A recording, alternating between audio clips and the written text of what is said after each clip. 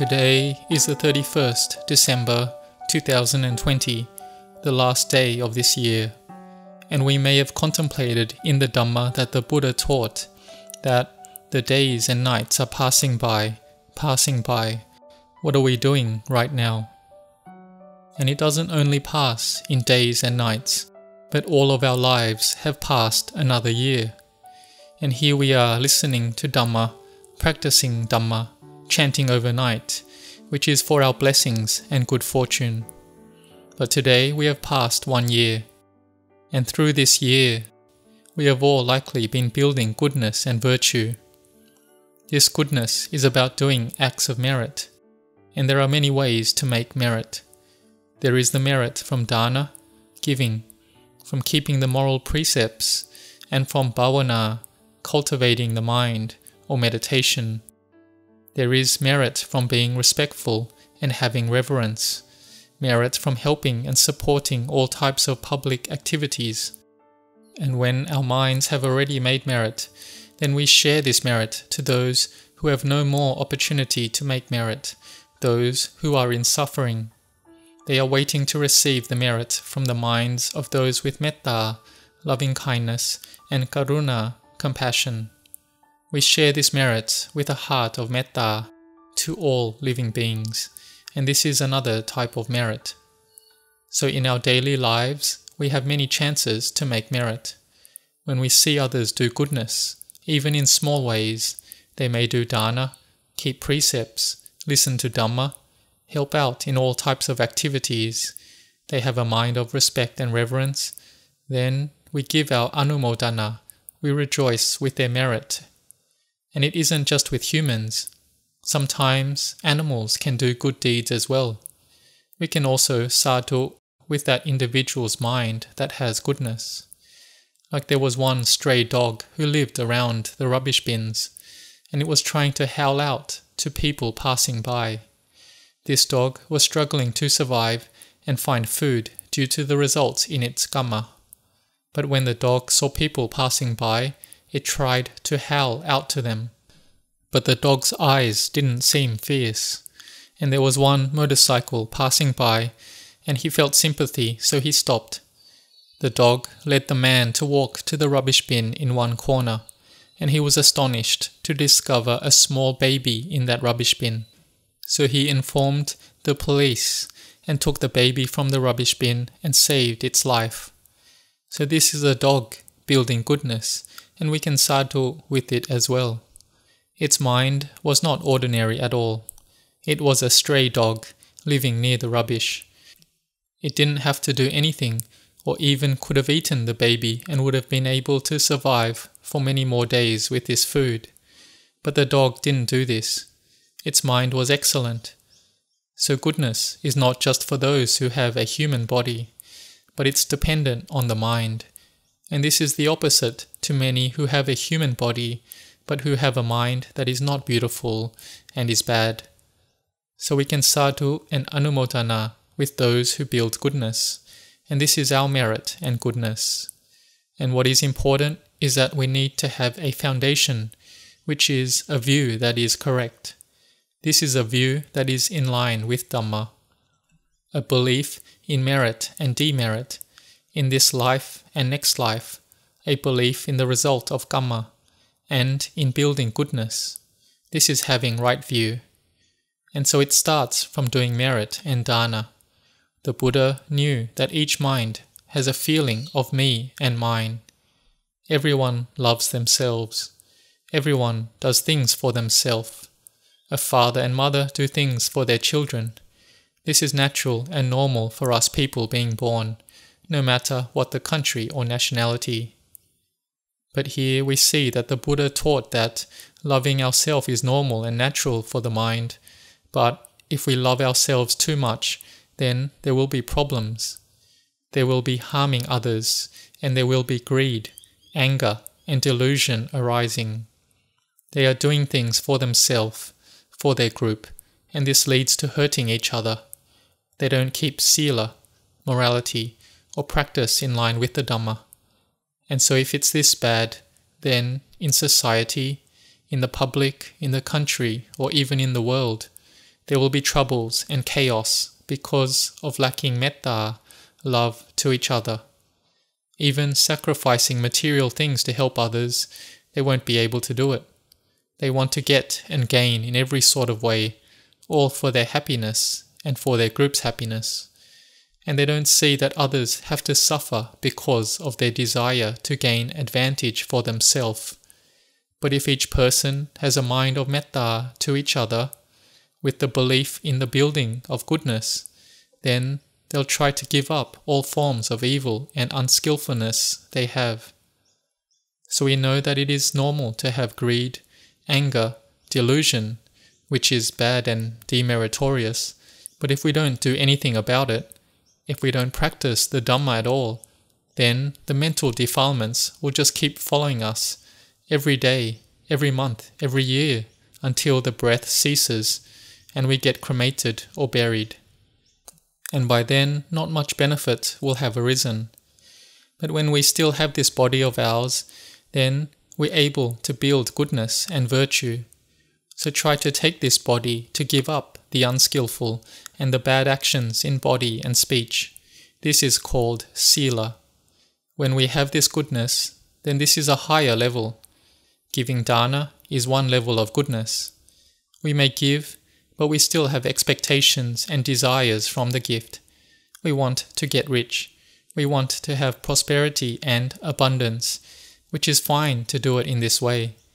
But we should know that the highest type of dana is the giving that gives up the greed from the heart. Then this makes our heart become clean and radiant, and purity arises. This giving will then have great benefit.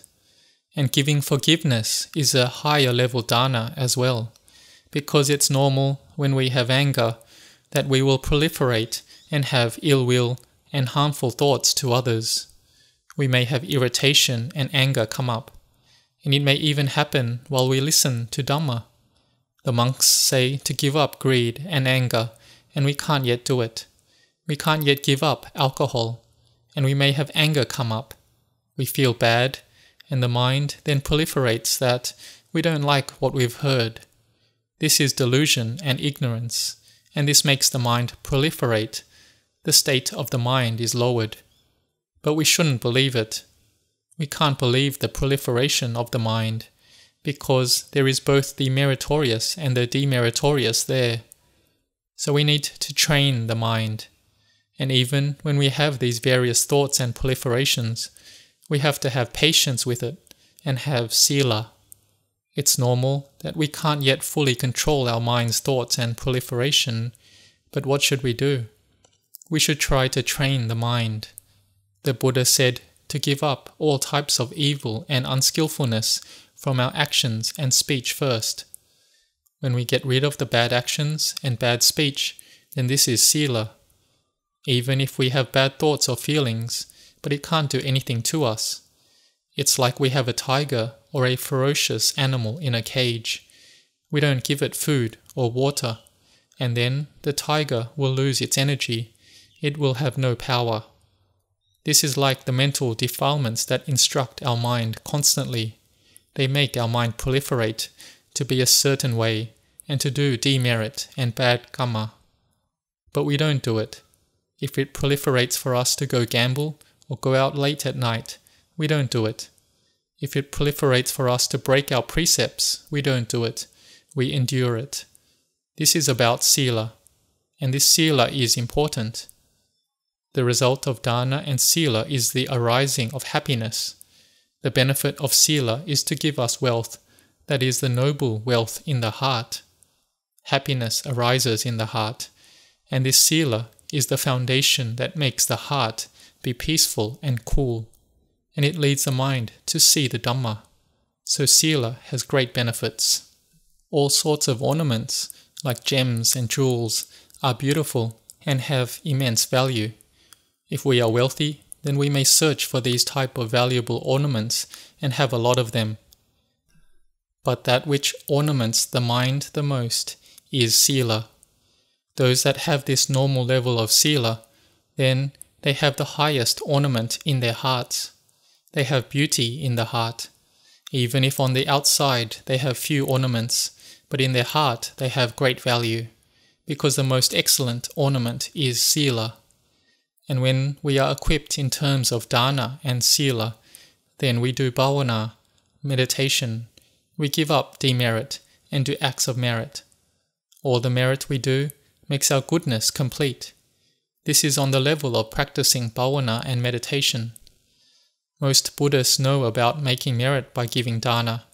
They make merit and give regularly, like donating to build a monastery hall, an uposatha hall, vihara, or to purchase land for the monastery. We do this regularly. You all really have great faith and help to support Buddhism through material means. This supports the monks to practice and to search for the Dhamma of the Lord Buddha. And this has led to an unbroken line of Arahant Sangha disciples all the way to the present day until Venerable Ajahn Mun and Venerable Ajahn Chah in Thailand. And there were many other Venerable Arahant monks who practiced and trained till the attainment of Arahantship. So this is certain proof that building goodness can make our hearts become pure and radiant.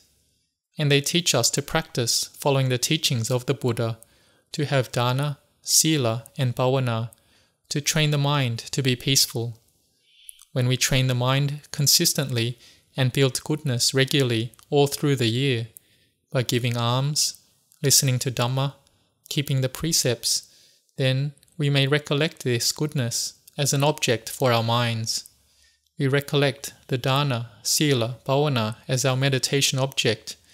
This makes the mind empty, and so our minds become peaceful by recollecting our goodness. Or we can recollect the virtues of the Buddha by using the meditation word Buddho, or recollect the Dhamma by using Dhammo, or recollecting the Sangha using the word Sangho. Or we can recollect the goodness of the Devas, the heavenly beings that possess goodness and have the qualities of hiri, shame in wrongdoing, and ottappa, fear in wrongdoing. So this is a meditation object as well. And then we contemplate further that life is not certain. Recollecting like this is the meditation on death. So we can use one of these meditation objects, or we can use many objects in the beginning. Just make the mind be peaceful. Then when the mind is peaceful, those with wisdom may be able to contemplate into emptiness. The mind that is clean, pure, and the mind that doesn't attach to anything. The mind that still attaches to anything is suffering. Attachment to outer things is suffering. Attachment to the things of the mind or of our body is suffering. Attaching to children and grandchildren is suffering. And attaching to work, then we have all sorts of worries. So at the time when we train the mind, we are determined that during this period of time, we won't be attached to anything. Our mind is not attached to any mental object, and this is having emptiness as the object of our mind. That is, having nibbana as the object of our mind. This is the mind that doesn't attach to anything. This is a mental object and also practicing to develop a meditation object. This Dhamma practice is developing the mind to have samadhi, one-pointed concentration. We can see that the heart has peace, coolness, and radiance. This is another type of happiness that we've never experienced before. The inner joy arises full in the mind, which comes from contemplating. And then the mind is peaceful. Or when we recollect our goodness in dana, sila, bhavana, we recollect the object of emptiness, and the mind is peaceful and still. We practice like this, and then when we are more skilled, we can even just recollect Buddho, Buddho, and the mind is peaceful already, or Namo Buddhaya, and the mind is peaceful. Or meditating with the word emptiness, emptiness, and the mind is fully empty like the sky. Like this, the mind is peaceful, and this comes from our practicing of goodness by doing acts of merit and goodness to the fullest. So do it often. we can see that giving dana requires one to give up wealth to do dana. But keeping sila, you don't need to spend any money at all. There was one layman who asked Venerable Ajahn Chah that they had no money, but they had great faith and wanted to give. In terms of the merit and goodness, Ajahn Chah replied, "Have sila. With sila, there's no need to spend anything, no need to use any money, and it has great value. By just determining to keep the precepts, this is sila already. You can make the determination by yourself or with the monks. And when we are determined like this is sila. And this sila dhamma and goodness gives us a lot of benefit. It will make us practice bhavana, and our practice will make our minds peaceful and cool. We think of Buddha, Dhammo, Sangho, or emptiness, and the mind is peaceful. This is contemplating the Dhamma. So we can contemplate into Dhamma in order to lead to stillness. This is called wisdom instructing samadhi. And some people with the characters that like to think and proliferate a lot, then they can use wisdom to contemplate until they can make their mind peaceful. And this is not done just only when sitting or standing or a specific meditation posture, but we may have a certain Dhamma theme arise, and then we can take it to contemplate on. Like a venerable Arahant monk who taught in an easy way that everything, in each mind there is Buddha, or the seed of awakening. It's all Buddha. In people's mind is this inner Buddha. Like we notice, there are two stones, and we can say there is fire and heat inside of them. But if they're not taken to strike against each other, then a spark of fire does not arise. So our mind is naturally in an originally radiant state, according to nature. But if we don't try to make an effort, we don't practice it, we aren't diligent in training the mind, then this quality of Buddha does not arise in the mind by itself. So our practice through the year, making an effort to wake up early, making or buying rice to give for alms, this is effort and perseverance, and this is building goodness through generosity. But at the same time, it is like we are building goodness and building the Buddha in the heart, because dana, sila, or bhavana are ways to make the mind peaceful, and we begin to destroy the greed, hatred, and delusion in the heart. We will start to see the state of the radiant and original mind, which is peaceful. When there is nothing to proliferate, then the mind is clean. But when our samadhi lessens, then our minds start to proliferate a self, a being, a person, me or them. So we need to have mindfulness to know it in time, that it's not like this. And this knowing that arises, which is wisdom, it knows according to reality that there is nothing there. All things are Buddha. They are all empty. There is no self, being, person, me or them. When this knowing arises, then Buddha arises clearly in the heart. There will be firm faith in the Buddha Sasana, unwavering faith in the Buddha, Dhamma and Sangha. And so for those learning Dhamma all through the year, who have been training and developing the mind, developing samadhi and meditating, you will have gained great benefit. And to do all this, we need to have had merit and spiritual development from the past. And then, when there is the faith to give dana coming up, we do it, and then our minds are joyous. The mind is happy that we did it. And it's not about whether the amount is small or large, but it's up to the heart. We do it, and then we feel so joyous and so happy. This is rapture arising. It is the happiness that comes from the merit from doing dana. And when we keep the precepts, we are joyous from keeping the precepts. Some people will gain contentment and happiness from this too. And there are some Dhamma practitioners who are willing to risk their life for the practice. They may have painful feelings arise. It may be serious pain that could even take their life. But they're determined to practice sincerely, and they're even willing to die at that moment. This is praiseworthy. I anumodana with all the Dhamma practitioners who have a determined mind, who put effort in their meditation practice to the extent of being willing to risk their life, even if it's just for a period of time. And even if one doesn't attain anything from it, but this is still a strength of the mind. This is developing one's spiritual qualities and conditions from wanting to practice Dhamma sincerely. So the result of practicing dana, sila and bhavana will give us results so that we can develop the mind to get to the original radiant mind.